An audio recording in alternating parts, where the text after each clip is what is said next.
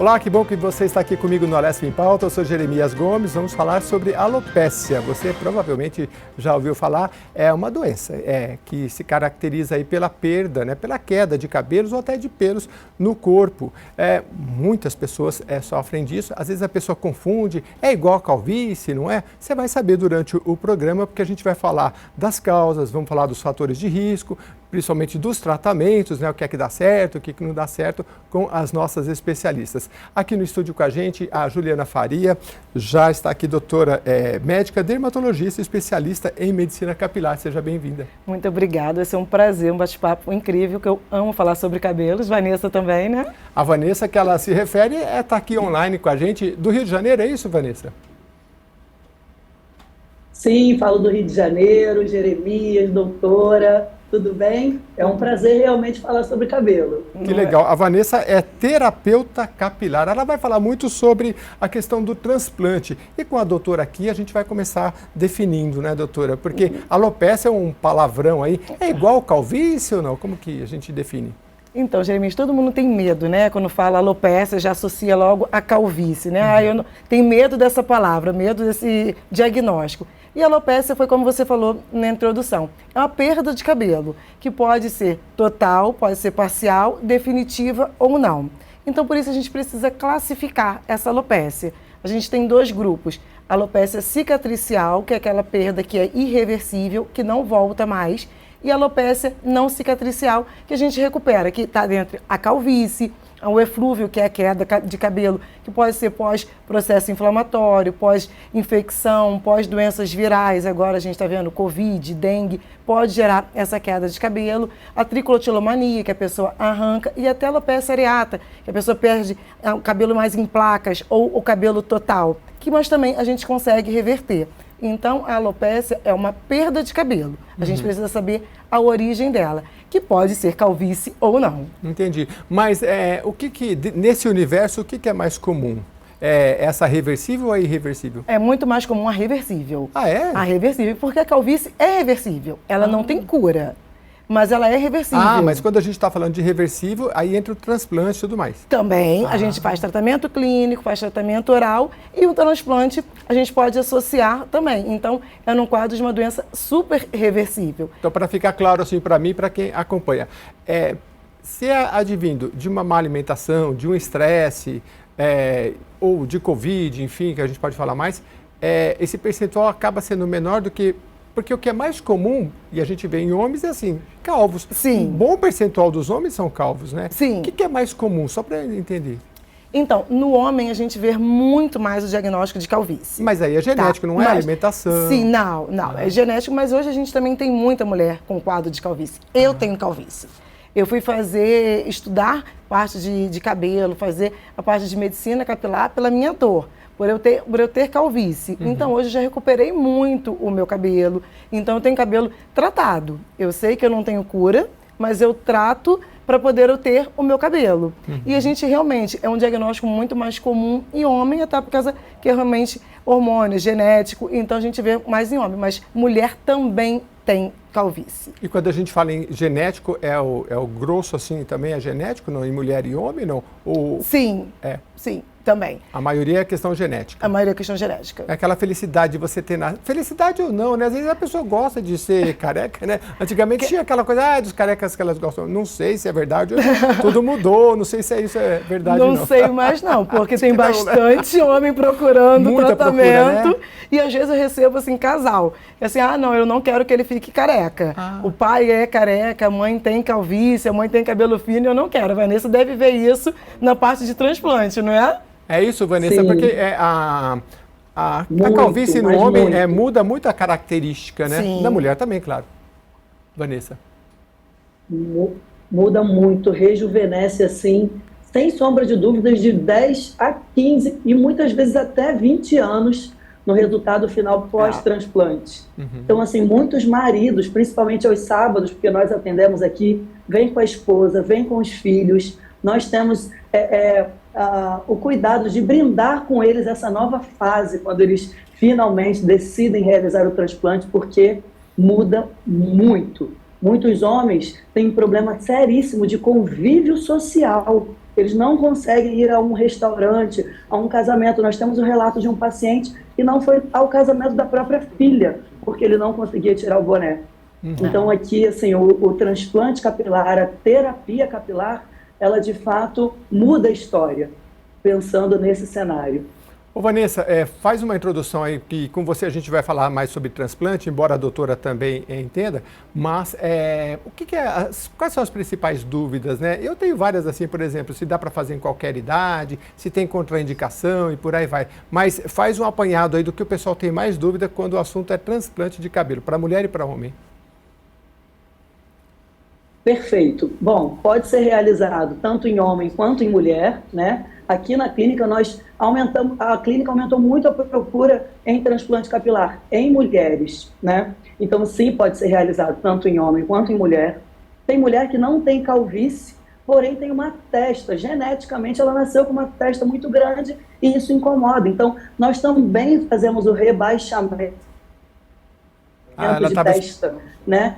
Fazemos a moldura ali do rosto dela como ela gostaria e isso é fantástico. Então, assim, homens e mulheres, qualquer idade pode fazer? Sim, qualquer idade pode fazer. Porém, nós tomamos muito cuidado com os pacientes muito jovens que eu digo a partir dos 18 anos. Então, assim, nós já realizamos o transplante capilar em um jovem de 18 anos. É comum acontecer? Não. Porém, esse jovem, ele começou com uma queda capilar muito grande, muito jovem, tinha procurado e fez tratamento dermatológico e o próprio dermatologista encaminhou ele para o transplante capilar. Então, fizemos em um jovem de 18 anos, mas também nós fazemos em senhores já de 70, 78 anos, nós já tivemos um senhor aqui operando conosco. Não tem limite de idade, o que é necessário é fazer os exames pré-operatórios. Se esses exames estiverem ok, pode sim ser operado a partir dos 18 até a idade que ele quiser. Tem alguma contraindicação? Eu estava lendo, por exemplo, o pessoal fala em diabetes descompensada, né? E não poderia fazer. Se é ou não, ou se tem alguma outra contraindicação?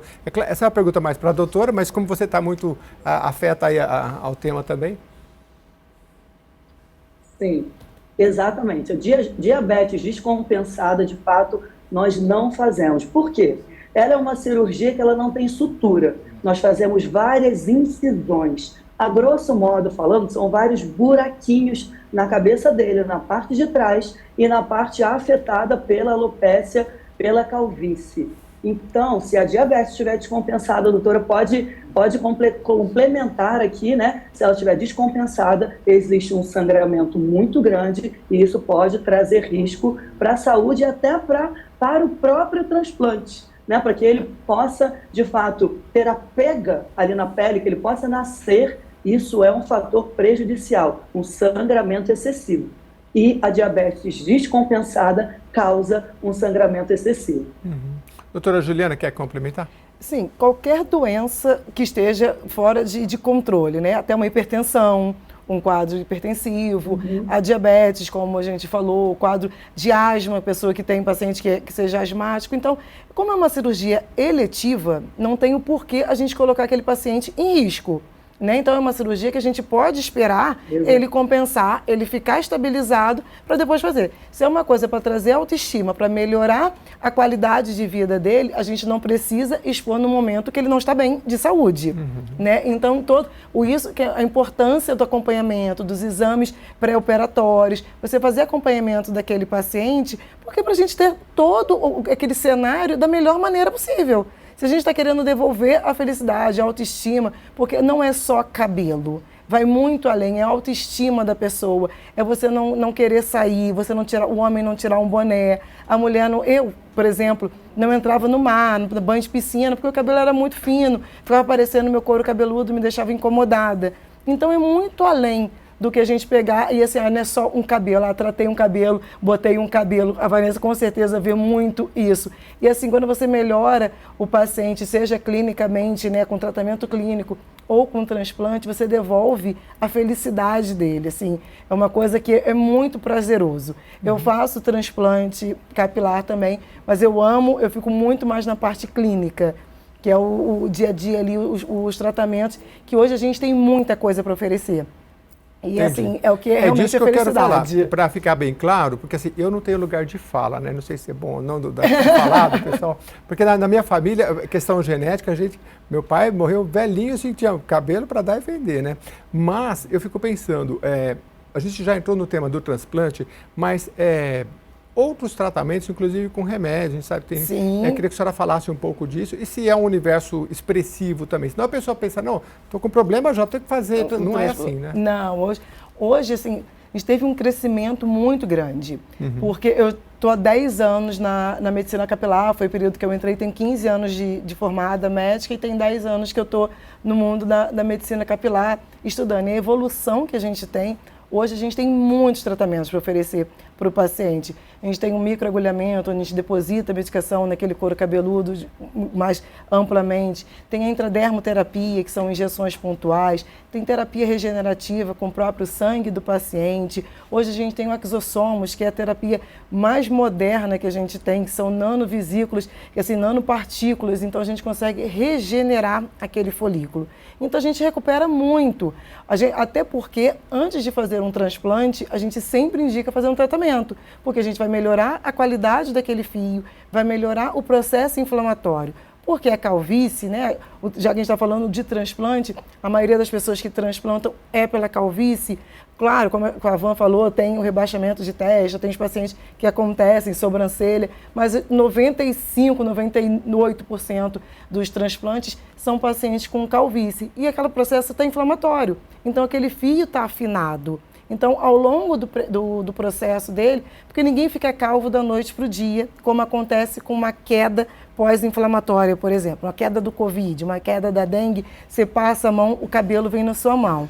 Já a calvície, ela é muito silenciosa, ela vai acontecendo ao longo dos anos. Quando você vai vendo foto, você vai vendo, nossa, como eu fui perdendo o meu cabelo. Mas a mulher, principalmente, tem medo. Quando ela passa e sai um tucho de cabelo, ela fala, meu Deus... Já bate desespero. Já bate desespero. Já bate, quando passa a mão e vem cabelo, já bate o desespero. E é para desesperar ou não?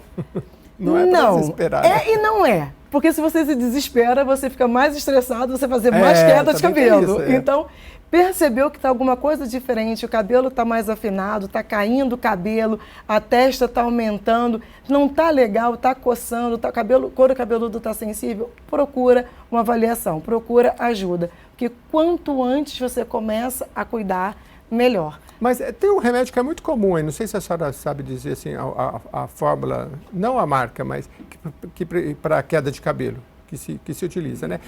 Eu não lembro o nome agora.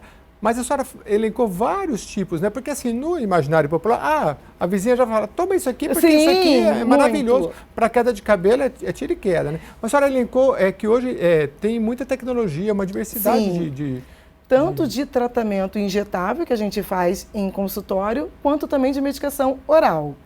E, gente, não é tudo igual. Remédio para queda de cabelo, e queda de cabelo não é tudo igual. A vizinha, a prima, a irmã, não é. Até porque se você tomar medicação que você vai ter uma vitamina a mais do que você realmente precisa, pode piorar a sua queda. Isso que eu queria que a senhora falasse, porque hoje a gente entra na internet, tem a cápsulazinha, tem o óleozinho, tem o chazinho. O que a senhora orienta nesse sentido? Sempre uma consulta, sempre uma avaliação com um especialista em cabelo. Porque é exatamente isso. Você toma uma medicação que não é a correta para você, você pode piorar a sua queda. Aí você toma outra achando que você está com calvície, ou você está achando que é uma queda. Então o paciente já... O excesso de informação, a Vanessa deve pegar muito isso. O paciente já chega muito automedicado, né? Pega na internet, então não é o ideal. Qual profissional para procurar? Um médico especialista em cabelo, um terapeuta capilar sério que estuda, que conhece o dermatologista.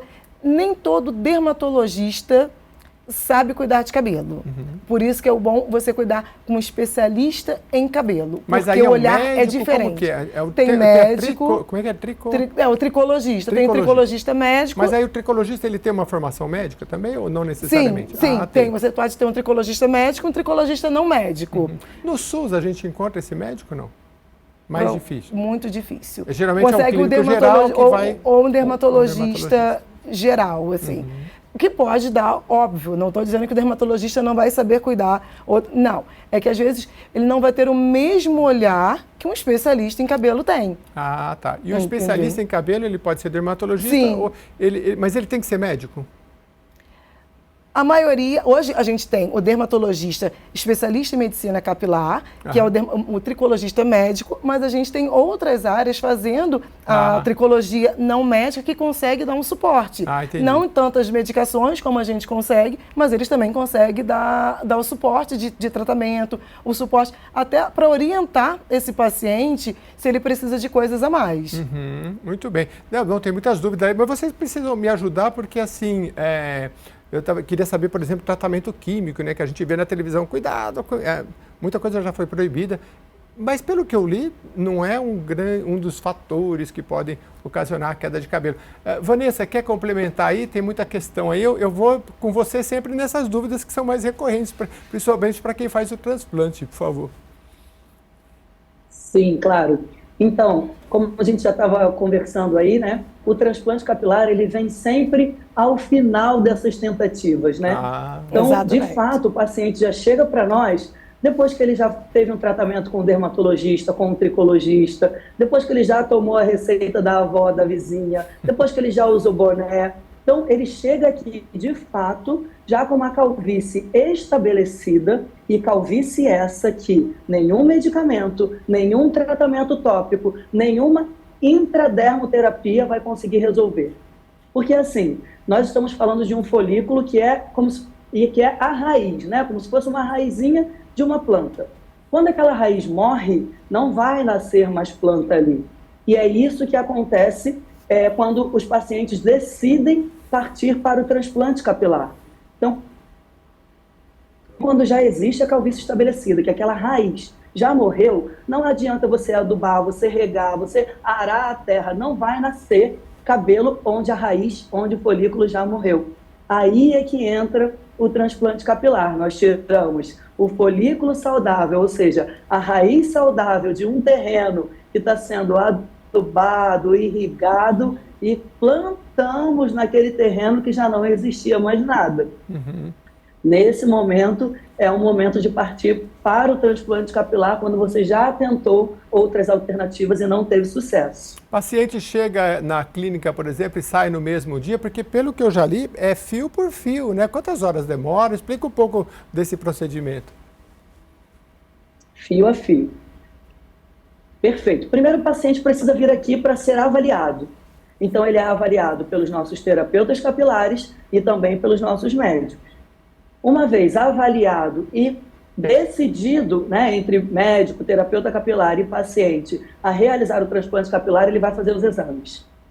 Fez os exames, o médico avaliou os exames dele, está tudo ok, vamos agendar o transplante capilar.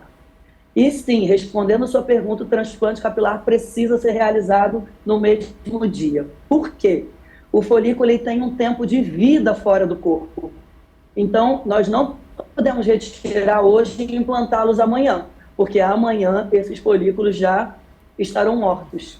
Então, ele chega aqui por volta das 6, 6h30 da manhã, nós fazemos a extração, que é a parte inicial, e extração, contagem, separação desses folículos, depois fazemos as incisões e, por fim, a implantação desses folículos, desses fios extraídos. Você falou fio... Esse tempo cirúrgico demora em média de 8 a 10 horas, por ser um processo totalmente manual. Então demora sim, mas não é de assustar. É um procedimento pouco invasivo. Dói um pouquinho ou não? Estão me ouvindo? Estou te ouvindo. Eu queria saber se dói um pouquinho, se tem anestesia, como que é? Sim, existe anestesia. A anestesia ela é local. Então, assim, a dor é a picadinha da anestesia, né? Quando a gente vai ao dentista, é inevitável aquela dorzinha, aquela picadinha ali do dentista. Assim também é no transplante capilar. Então, a anestesia é local. Após a anestesia, o paciente não sente mais nada. Entendi. Você estava falando fio a fio, eu lembrei um pouquinho da questão da tatuagem, né? Tem alguma relação assim? Os pacientes, assim, a gente pergunta, dói? E a gente fala, você já tem tatuagem? É muito menos do que uma tatuagem.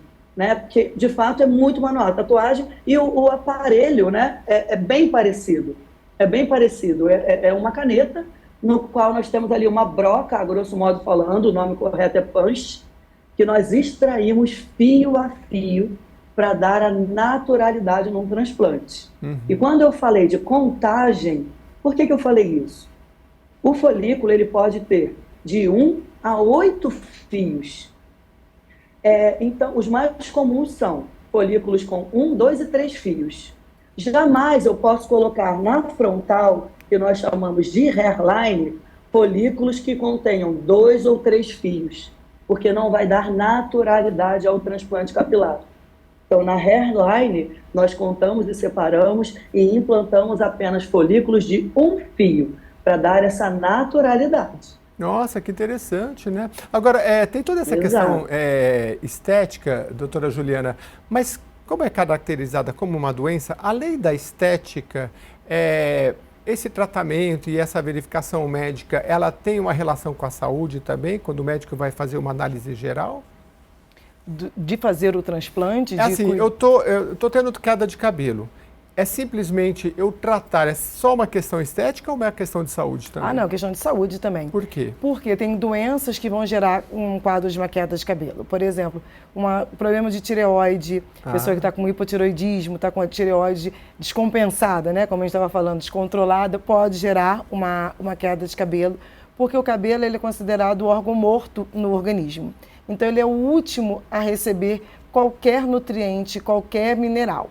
Então, ele entende que, óbvio, o coração, o fígado, todo mundo é muito mais importante para receber. Então, quando não chega nele, a gente sabe que alguma coisa está acontecendo de errado. Então, se você está com uma queda, pode ser por uma deficiência de ferro, pode ser um quadro de uma anemia, pode ser uma tireoide que esteja alterada, pode ser problema intestinal, porque você está com alteração na absorção dos nutrientes, de vitaminas. Então, a gente precisa investigar, porque geralmente tem uma doença, principalmente em queda de cabelo, você tem uma doença associada, mesmo que seja depois da doença, mas sempre tem uma doença ali associada. Então, a gente tem que investigar, sim, saber como é que está, dosar ferro, dosar vitaminas, para a gente saber se precisa repor ou não. Por isso a gente fala que queda de cabelo não é tudo igual.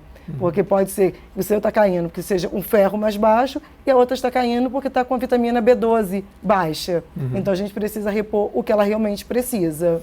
E aí, nesse caso, eu acho que o dermatologista é um médico mais indicado. Sim, porque o dermatologista, ele é o responsável pela pele, cabelo e unha. Tá. É porque hoje a gente tem a especialidade da medicina capilar, né? Então, ficou uma subespecialidade dentro da dermatologia, mas é da função do dermatologista, Muito pele, bem. cabelo e unha.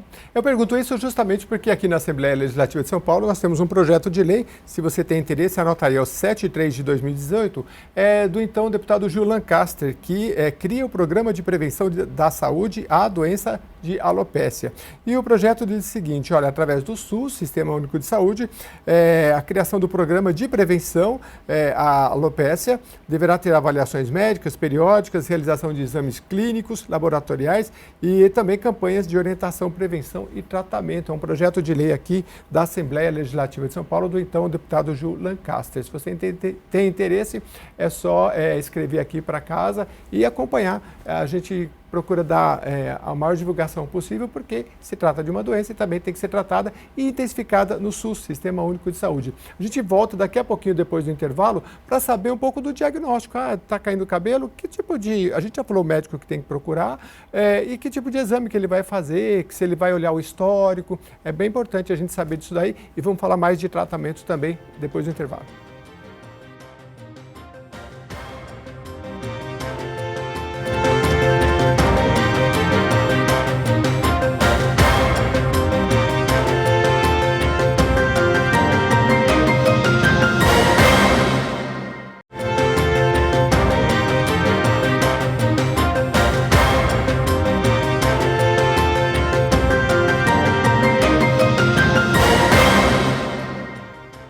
Estamos de volta aqui no Alesp em Pauta, falando de alopécia, né? A gente vai conceituar mais uma vez aqui para você marcar bem na sua cabeça aqui com a doutora Juliana Farias, que é dermatologista, é especialista na área. Então, alopécia, doutora, a gente falou no primeiro bloco, mas só para não ter confusão, então. A relação com a calvície, o conceito é a queda permanente ou não, total ou não, de cabelo e de pelo do corpo. De pelo do corpo, exatamente. Porque a gente tem alopécias que pode cair, que é a alopécia areata total, né, universal, que pode perder pelo do corpo também, cílios, sobrancelha, braço, tudo, você pode perder. Então, esse é o cuidado que você tem que, pra gente identificar, né, para poder tratar da maneira correta e você fazer um diagnóstico correto do quadro do paciente. Eu pergunto isso porque nós temos um projeto de lei aqui na casa, que é o 73 de 2018, do então deputado Gil Lancaster, e que trata de uma política pública para estabelecer campanhas e também o cuidado no SUS. Eu queria que a senhora comentasse um pouquinho da importância, porque às vezes a gente leva muito para o lado estético, né? Mas da importância de tratar e o olhar da saúde, do âmbito da saúde. Acho de extrema importância, é um cuidado, porque está muito relacionado à depressão, a ansiedade. Então, aquele paciente que produz menos, então, porque não tem aquele cuidado, não sabe onde procurar, não tem condições de ir no médico particular para poder fazer pelo menos um diagnóstico, começar um tratamento. Então, quando você oferece a saúde, porque a alopécia é uma doença, é um diagnóstico. Então, você tem que dar essa saúde para o paciente também, dar esse cuidado, essa atenção. Então, quando você tem um paciente que ele está bem, a autoestima está boa, ele está feliz, né? Não está um paciente... eu canso de receber paciente com quadro de depressão, quadro de ansiedade, muito relacionado a quadro de queda de cabelo, de alopécia. A pessoa não quer pentear o cabelo, a pessoa não quer sair de casa, a pessoa às vezes não quer nem lavar, não quer nem tomar banho, né? Lavar o cabelo, por causa da hora que vai cair. Então, dá muita angústia, dá muita ansiedade. E você vai limitando aquela pessoa do convívio com outras pessoas e do convívio de trabalhar. Então, quando você oferece esse cuidado, você consegue dar no SUS, né? Porque a gente tem pessoas em todos os lugares, de todas as classes, de todas as raças, com problemas de cabelo. Então, com quadros de alopécia. Então, quando a gente consegue oferecer isso, é muito bom para esse paciente.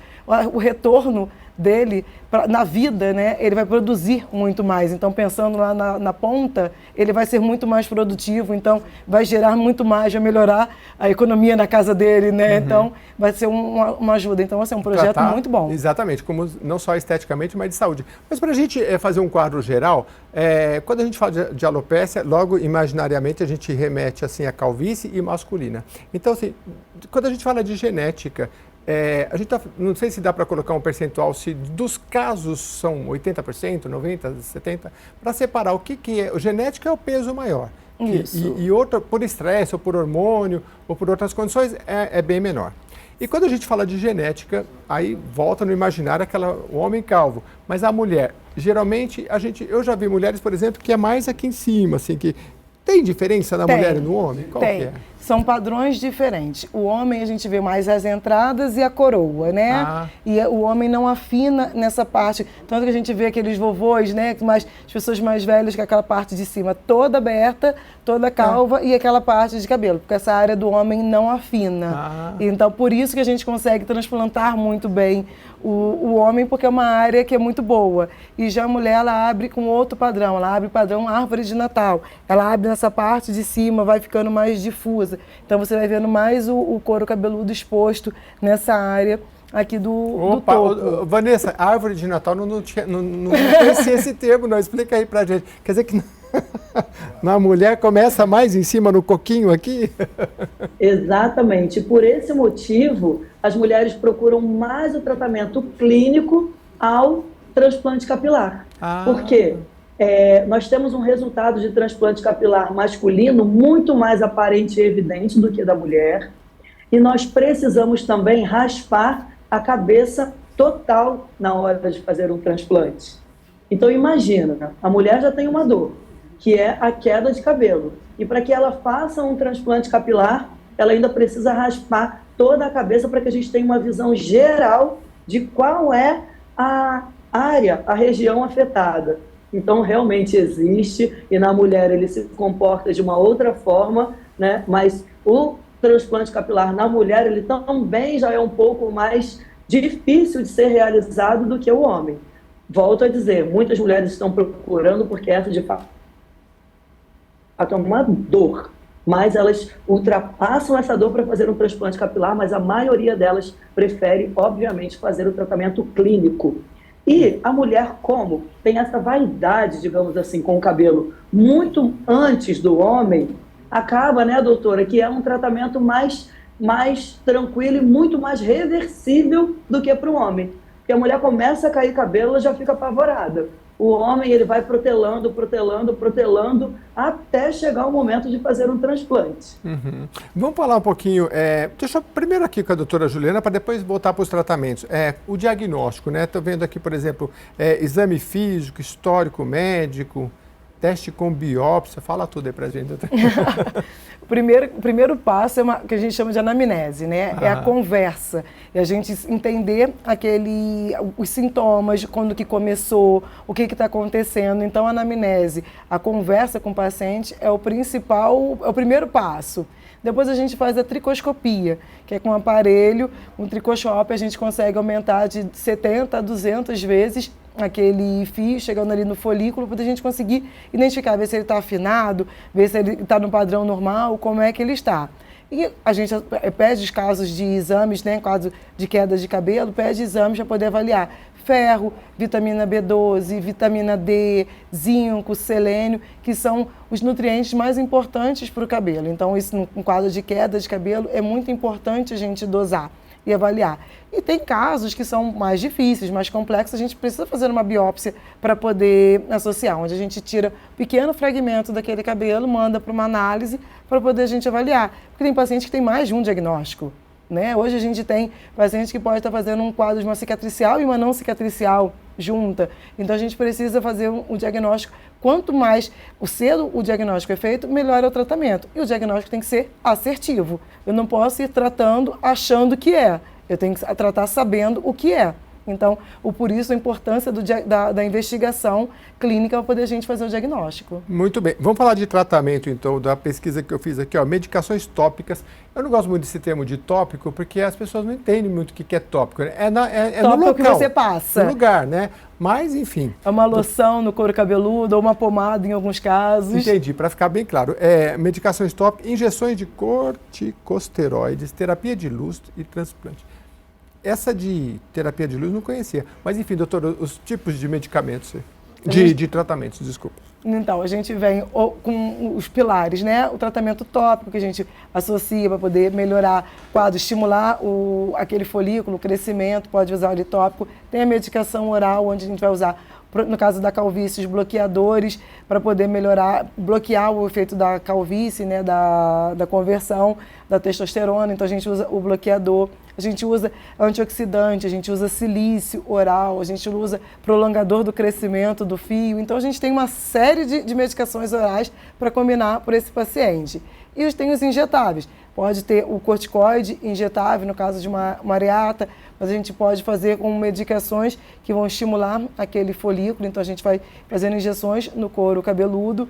A luz, o tratamento de luz, é a fotobiomodulação, que a LED-terapia é um excelente tratamento que a gente associa muito tanto injetáveis no consultório quanto para casa, onde a gente vai estar dando energia, está dando vida, mais vida, né? Melhorando o fluxo sanguíneo naquele folículo. Então, vou fazendo vasodilatação. Se eu estou vasodilatando aquele folículo, ele está recebendo mais sangue, mais nutriente, ele vai ficar mais saudável. E o tratamento dos injetáveis, a gente fez isso tudo e tem paciente que realmente precisa do transplante. Homem, principalmente, porque entra em área que fica fibrosada, fica zerada e que não vai nascer, como a Vanessa estava falando. Não adianta a gente irrigar da medicação que não vai nascer, que é diferente de mulher. Mulher pouco chega nesse estágio igual do homem, por isso que a gente consegue reverter. E a mulher é muito difícil para o transplante, porque a alopecia da mulher já é difusa. Como a gente vê o homem que poupa essa área, da mulher não, ela afina todo. Então ela fica sem cabelo para poder conseguir cobrir a área que precisa. Então por isso que a gente trata com os injetáveis e com oral. Ah, entendi. Ô, Vanessa, eu não sei se você tem todos esses tipos de tratamento aí na sua clínica, eu não sei se é mais especializada em transplante, mas faz uma geral aí pra gente, porque acho que as pessoas têm curiosidade assim. Cheguei na clínica. Tem vários tipos, né? Transplante, a senhora falou que é o último. Mas quanto tempo? Vou ter que fazer 2 meses dá certo? Vou ter que fazer pela vida toda? Medicação também demora? Sim. Fala um pouco pra gente. Perfeito.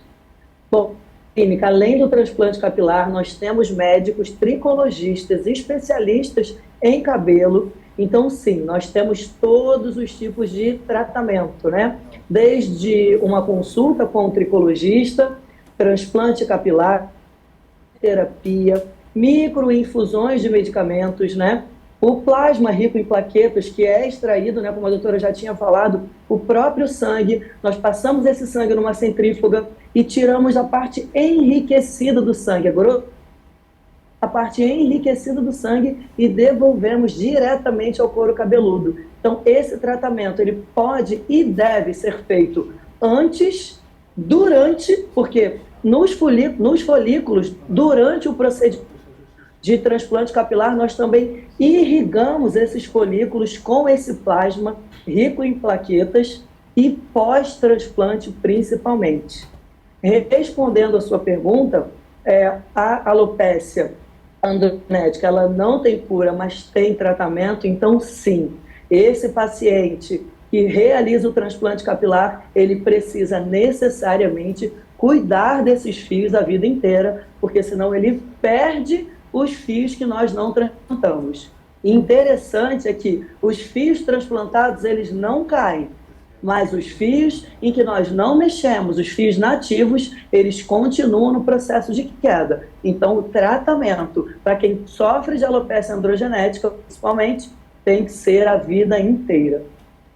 No caso, doutora Juliana, de a pessoa tomar um medicamento, eu acredito que, vamos supor, no caso de uma mulher, ela toma, pode ser que ela tenha que tomar um medicamento e também o uso tópico, que é no local, como um creme e tal. Isso também é um tempo prolongado? Sim. A calvície, como eu estava falando, ela não tem cura, ela tem tratamento, ela tem controle. Eu falo para meus pacientes o seguinte, é igual a gente tratar diabetes, é igual a gente tratar hipertensão, é para sempre. Por isso que você tem que ter o acompanhamento. E acontece muito, como a Vanessa falou, o paciente transplanta. Eu tenho um paciente agora que veio para mim, ele transplantou, tem acho que uns 5, 6 anos e não tratou. Então, ele fica com o cabelo transplantado, porque o cabelo que você tira da área de trás, ele não afina, mas a sua região daqui de topo até a coroa, ela continua afinando, ela é progressiva. Então, quando você vai ver, a área está aberta de novo. Ele fala, nossa, mas eu já fiz o transplante. Porque as pessoas acabam associando o transplante como a cura. Ah, eu transplantei, agora acabou, eu não preciso fazer mais nada. Não, você precisa continuar mantendo o seu tratamento para a vida, para poder você continuar bloqueando aquele afinamento do fio. Muito bem. Eu acho que o impacto emocional é bom a gente tratar aqui, porque a senhora já viu assim na sua clínica o antes e depois, assim, como é que a pessoa passou a se sentir e o que a senhora viu de realmente efetivo? Se depende da paciente ou do paciente de levar, como é um tratamento longo, de efetivamente fazer o tratamento, né? Porque às vezes a pessoa começa, para, tal, né? A disciplina e a constância é o principal. Quando a gente faz o tratamento na clínica, passa um período injetável de 6 meses, mais ou menos, a gente pega todo o ciclo ali daquele cabelo. Claro, tem paciente que precisa de mais tempo de tratamento, mas em geral, em média, a gente começa 6 meses de tratamentos injetáveis e com medicação oral. Depois a gente mantém a medicação oral para casa e ele vem fazendo manutenção, ele vem fazendo de tempo em tempo uma manutenção. Mas se ele para no meio do caminho de fazer a medicação, fez os 6 meses do tratamento injetável e a medicação oral, ele vai ficar ótimo. Hoje mesmo eu já estava atendendo aqui, cheguei do Rio, hoje já fui atender aqui em São Paulo, e tem 2 pacientes que estão assim com resultado incrível. E assim, toda vez que elas me veem, eu falo assim, olha, o maior prazer que eu tenho é vir aqui e te abraçar, porque assim, eu me ver no espelho novamente, são pacientes que usam mega hair, usam alongamento. Então, elas cuidam para poder continuar usando o mega e a gente já conseguiu diminuir muito o volume do mega que elas colocam por elas estarem cuidando. Então, a gente consegue recuperar muito esse fio. Mas a disciplina e a constância é o primeiro passo para um tratamento capilar. Você ser disciplinado e manter o tratamento. Doutora Juliana, eu achei aqui o nome do medicamento que eu tinha falado no primeiro bloco e tinha esquecido. Olha, medicamentos disponíveis, né? Como minoxidil para uso tópico, que aí acho que passa, né? Então, gente, tópico é sempre para passar, nunca para... tópico, para passar. E finasterida para homens com alopecia androgenética. Eu queria que a senhora falasse desses medicamentos e também falasse assim que se ele tem que ser prescrito por um médico, porque hoje tem muita coisa, a minha vizinha passou, vou passar também. Se tem a contraindicação, se tem que ir no dermato ou no especialista. Sim, o minoxidil, ele é um vasodilatador, ele é usado como medicação antihipertensiva, uma dose muito mais alta, de uma dose de 40 miligramas. E foi visto que o efeito colateral dele era o crescimento do pelo. Então foi estudado para poder usar ele no tratamento da calvície. Até 7, 8 anos atrás só tinha o tópico, hoje a gente tem o oral também, que foi um divisor de águas na vida da gente, dos médicos e do paciente. Então, a resposta dele é muito melhor. Precisa ser, é bom ter um acompanhamento, porque apesar de dose mais baixa, ele é uma medicação de baixo índice terapêutico. Então, a gente tem que acompanhar para ver se não vai ter nenhum efeito colateral, porque é uma medicação, o organismo não é tudo igual. Então, a gente acompanha muito bem esse paciente. E a finasterida é uma medicação que tem, sim, contraindicação. Não pode mulher em idade fértil, pessoas que têm pacientes que têm depressão, quadro de depressão, a gente segura o uso, porque tem relatos na literatura da piora do quadro de depressão. Então, não é para começar a tomar aleatório, porque não é para toda queda de cabelo, não é para todo paciente e tem que ser acompanhado, sim. Tem muita história da finasterida, que diminui o desejo sexual, alguns homens têm até medo. Não é isso, não diminui, mas tem outros que já vão com tanto medo que não querem nem usar. Então, eu já não passo para esse paciente, passo outras medicações que vão ter esse efeito e com menos efeitos colaterais. Como a gente está falando, é cabelo, mas a gente também tem que ver o lado da saúde. Então, a gente tem que ter cuidado. Apesar de que, para mim, o cabelo para os pacientes é super importante, é a autoestima, a gente também tem que prezar pela saúde junto, né? Então, tem que ser muito bem acompanhado. Acompanhamento médico sempre, nada de, comprei, minha vizinha passou, vou passar também, porque é o que a doutora falou, cada pessoa tem tem que ter um diagnóstico, tem que ter um acompanhamento, tem que ver o histórico, a questão genética, são vários exames, né? Então faz direitinho desde o começo. Vanessa, e você, fica à vontade para complementar, muitas dúvidas chegam até você, às vezes eu não tenho tantas quanto você possa explanar para a gente, mas eu queria que você também puxasse para a memória casos que você viu, que pessoas que chegaram e falaram, olha, deu certo. E por que dá certo? Por que às vezes dá certo para homem e não dá? Essa questão da permanência, de seguir o tratamento? Exatamente. Nós temos um caso muito curioso aqui na clínica. Na verdade, nós temos dois. Nós fizemos 2 irmãos gêmeos idênticos, com 1 semana de diferença um do outro. E a vida de um é muito regrada, ele é casado, ele não bebe, ele não fuma, ele tem uma vida relativamente saudável. E a vida do outro não é casado, ele é um paciente que gosta muito de sair, eles são jovens, né? Não tem 30 anos ainda, mas quando nós vamos ver o resultado dos dois, o paciente que tem a vida mais saudável, mais regrada, é completamente diferente do irmão gêmeo que tem uma vida, digamos assim, que ele não cuide tanto da saúde dele. Então, assim, esse é um caso muito curioso. Por quê? O transplante capilar, ele depende 20% de técnica e 80% do próprio paciente. Então, se esse paciente, de fato, ele não tem uma vida muito regrada, não tem uma vida saudável, se ele fuma muito, se ele não bebe água, o que nós vimos aqui no dia a dia é que são resultados abaixo do que ele poderia ter se ele se empenha verdadeiramente em ter uma vida saudável a partir dali e se ele faz o tratamento. Aqui na clínica nós damos para ele 12 meses de tratamento pós. E nós vemos também a diferença dos pacientes recorrentes, que vêm todos os meses, e dos pacientes que demoram 3 meses e vêm fazer uma aplicação, que demoram 4 meses, ou que simplesmente vêm fazer o transplante e não voltam. Então, assim, sempre a gente vai atentar fazer com que o cliente, que o paciente entenda que o transplante por si só não vai resolver definitivamente o problema dele de calvície. Ele precisa, sim, ter uma vida regrada e também continuar com o tratamento clínico, que é fundamental, uma vez que a alopecia androgenética, mais uma vez, não tem tratamento. Isso é muito importante, é muito importante. Outra questão que eu também gostaria de ressaltar aqui. O paciente ele chega aqui com uma referência de transplante capilar. Isso, eu quero ficar igual ao meu amigo. Ele fez aqui com vocês e eu quero o meu transplante igual. Não é possível. Não é possível. Quando a gente fala de repente em prótese mamária, eu quero 250 ml. Minha amiga fez 250 ml e eu quero igual dela. Ok. Mas nenhum transplante capilar, não. Por quê? Porque a cirurgia de transplante capilar, ela é a única que quem traz o material para a cirurgia é o próprio paciente. Então, lembra que eu falei que os folículos eles podem ser de 1 a 8 fios? Quanto mais fios você tem em um folículo, mais denso é o seu resultado. Então, por mais que o meu amigo tenha feito e eu tenha extraído 5.000 folículos, e ele pode ter 10.000 fios nesses 5.000 folículos, o outro eu posso extrair 5.000 folículos e ele ter 6.000 fios. E essa faz total diferença no resultado final de um transplante capilar.